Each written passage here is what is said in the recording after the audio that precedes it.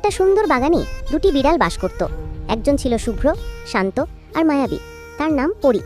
আরেকজন ছিল মিশমিশে কালো, লাজুক, নাম কাজল। কাজল সবসময় দূর থেকে পরির দিকে তাকাতো, কিন্তু কাছে যাওয়ার সাহস পেত না।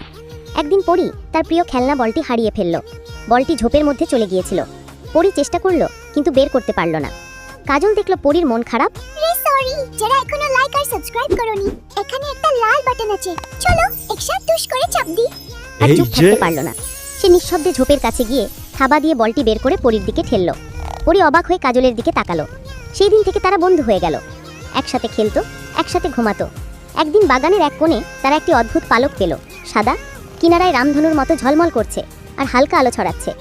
হঠাৎ পালকটি বাতাসে ভেসে উঠল, যেন তাদের পথ দেখাচ্ছে। পালকটি বাগানের এক অজানা দিকের দিকে উড়ল, যেখানে তারা আগে কখনো যায়নি। পরি আর কাজল একে অপরের দিকে তাকালো। ভয় লাগছিল, কিন্তু নতুন অ্যাডভেঞ্চারের উত্তেজনাই বেশি।